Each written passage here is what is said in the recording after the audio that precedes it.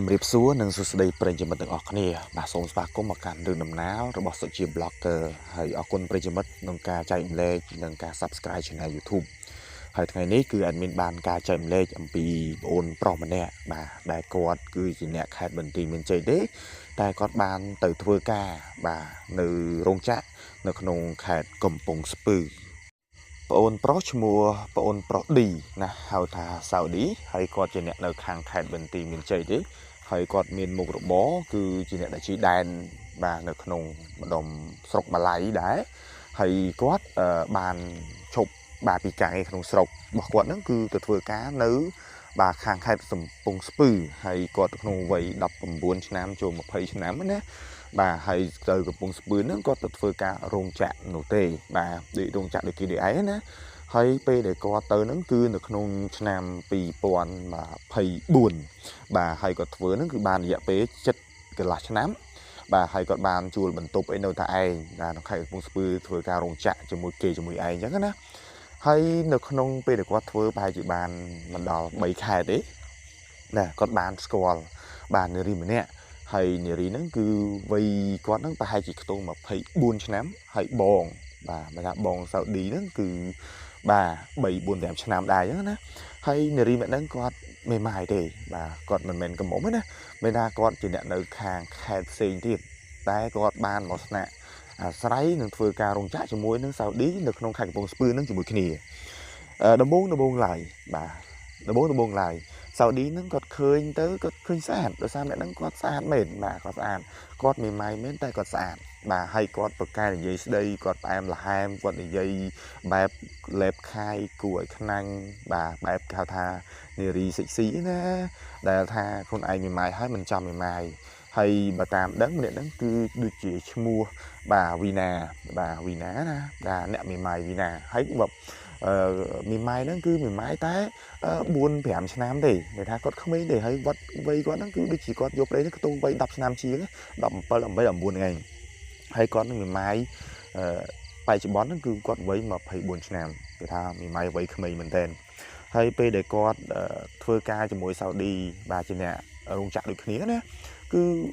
សៅឌីគឺអង្គុយមើលមុខគាត់រហូតហើយសៅឌីហ្នឹងគឺក្មេងទេវ័យគាត់ខ្ទង់19ឆ្នាំ20ដែរទេខុសនេះយ៉ាងហោចក៏3 4ឆ្នាំដែរតែសៅឌីគាត់បាននិយាយថាគាត់មានអារម្មណ៍ថាម្នាក់ហ្នឹងគឺស្អាតបាទស្អាតប៉ុន្តែសៅឌីគាត់ថាគាត់ដូចជាចង់បានម្នាក់ហ្នឹងខ្លាំងណាគាត់និយាយប្រាប់ថាគាត់ឃើញអ្នកហ្នឹងគាត់ខ្នាញ់គាត់ខ្នាញ់ដោយសារអ្នកហ្នឹងគាត់ពាក់អាវវាលពេលដែលគាត់ទៅធ្វើការរោងចក្រគាត់ពាក់អាវវាលឲ្យឃើញក្បាលគេថាឃើញក្បាលសណ្ដន់ណា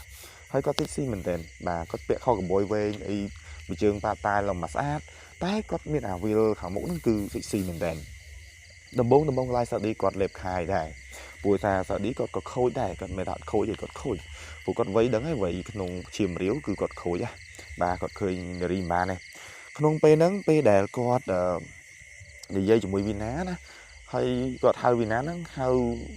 ដំបូងគាត់ហៅបងបាទហៅបងណាប៉ុន្តែដល់ពេលគាត់ស្គាល់នេះទៅវីណាគាត់ថាមិនហៅបងហៅទេព្រោះសារវ័យយើងសម្បាក់គ្នាជិះហៅគ្នាធម្មតាដល់ពេលចឹងសាឌីគាត់លេបខាយដែរគាត់លេបខាយពេលដែលគាត់លេបខាយគឺគាត់ហៅវីណាហៅអូនវិញណែទៅជាលក្ខណៈអាយុប្អូនហៅបងទៅជាអូនវិញដល់ពេលដែលគាត់ស្គាល់គ្នាណាដំបូងឡើយគាត់ចេញទៅហូបបាយហូបអីជុំគ្នាពេលដែលគាត់ការងារចប់ណាព្រោះគេសារ៉ាដល់ពេលថ្ងៃបើកលុយពេលបើកលុយថ្ងៃទី10រៀងរាល់ខែហ្នឹងគឺសាឌីក៏បបួលវីណាទៅហូបអីពេលល្ងាចយើងចេញពីការងារទៅក៏បានចូលផ្ទះបាទទុកជួលទេក៏បបួលវីណាហ្នឹងគឺទៅហូបអីពេលល្ងាចណាហូបទៅក៏ឈានទៅរកបាទយើងញ៉ាំអីតិចតួចបាទញ៉ាំប៊ីយ៉ាអីតិចតួចណាលក្ខណៈដូចថាភាពមិត្តភាពភេទរភាពអីចឹងទៅហើយរហូតដល់ពេលហ្នឹងគឺសាឌីគាត់លេបខាយខ្លាំងមែនទែនគាត់និយាយថាគាត់ពេញចិត្តគាត់ឃើញវីណាគាត់ពេញចិត្តហើយវីណាក៏ស្ដាប់ពាក្យសារភាពថាពេញចិត្តស្អាតហើយវីណាក៏ប្រាប់ឲ្យថាគាត់មេម៉ាយទេប៉ុន្តែគាត់មេម៉ាយអត់កូនណាគាត់មិនមេម៉ាយមានកូនទេដល់ពេលចឹងសាឌីគាត់សារភាពថាគាត់ឃើញវីណាស្អាតគាត់សុំស្រឡាញ់គាត់សុំអីចឹងទៅហើយវីណាក៏គាត់ផ្អែមល្ហែមទៅតាមដែរនៅក្នុងពេលហ្នឹងគឺសាឌីគាត់មានអារម្មណ៍ថាពេលដែលគាត់លេបខាយហើយហ្នឹងគឺគាត់ដៃគាត់ចេះបៀតគាត់ទៅអោបចកេះរបស់វីណាហើយក្នុងពេលវីណាហ្នឹងវីណាក៏រុញចេញណាតាំងខូចសាឌីស្គាល់គ្នាតាមរយៈសោះចេះមក ao bên này hay không bên nó sẽ đi có cái thư là cái cái viên qua chẳng từ bên tay có cho thể nhô tới gọi bán ao thì chẳng á ao là hồn là nghe là bệnh mình được pro hay bần to bị quạt hộp bay hai chẳng tới co sao đi nè co bù bùi vì nà từ bần to trở lên club tiền mấy thằng con mình cho bị ca hộp bay hay sự bằng sướng sướng á tôn phải chỉ mong đập mùa gì á đập mùa giúp á cứ sao đi còn bùi vì nè hay bên đó có ở bên khác này có thay có sự bài happy á chẳng á nè hay có từ nàng hai về nàng hai cứ về để sao đi bànตัวรถจิตคลายทำไมนะvề để có rùm rễ ở kia chẳng mấy thà sao đi nó còn bánปะเรียงเลยบอกวินนาเราđó bà chính chủ mò tiền á mấy thằng quạt chầm này hơiวินนาnó cứ bây giờ quạt pol cứ đuôi men tên á bà quạt sầm bài nè à hai thằng mình tập hiệp mình chẳng tới thua có xa tập hiệp ra viền na có xa tập hiệp chẳng tới có nên từng pin nó có bàn bà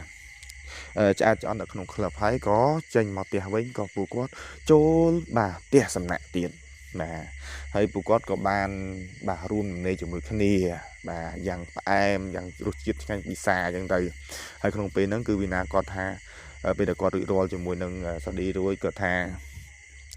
bọn bạn ổn hai complete thay tóm á hay không pin nó sẽ đi có bạn sân ra tha còn nâng mưa thay này chắc pp nâng mò cứ vì na còn bàn hộp ấy mùi sao đi đào lên mùi sao đi hay sao đi ban rút chết chỉ riêng rồi ngày tại mà đòn và người ta còn bàn kênh chỉ mùi khía nè nhấc mình tên tập bị xóa thì món cứ sao đi ban luôn vì na là hôn mong hay sao đi bệnh nè cứ có nghĩa ban là hôn mong còn ở đây plus nia đây nghĩa xôm chứ chẳng bây giờ có ban kia là hôn nè chỉ hồ hai nè hay bên nâng tao mà thiết có phải chia một nắm hay vì nó có cả ban bà đồ bà bài thà còn mai có nó phải đồ từng pin vinh có chụp màu hàng có bông spray hay hay có cả ban bài kia từ mà tao mong đấy ban sao đi có đẹp tha ru chiết bao vì nó cứ phải mà buổi mi mai rong chả cứ phải mình tên hay chẳng ấy ban tha rọt ngày nữa bà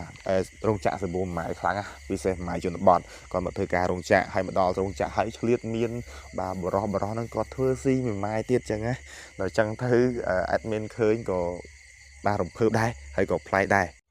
rừng đi vì mình chạ tha dù vậy bà sập ngày á nè cứ còn sự lạnh kia bẹp cao thà romantic là cái nạn cao thà mình bạch chậm bạch đòi trả tung nâng lưới cứ bố con chắc căn này cái này chẳng mình mai có chỉ xảy đây chẳng sao đi tu còn ban vina thôi chỉ một pôn tay có con ban rút chết bà còn gì thà rút chết mình mai nơi rong trả ai mà bà ai mình tên là sái nè mình mai rong trả bị chán cứ có sơ tài chỉ nè đài một cài và bị cài chùm điên nè hay co cụ bị cài nhai khlang đài ở quân bây giờ mình bà sẽ cầm thà rừng mùi đi nâng chủ chất đó bây giờ mình hay cùng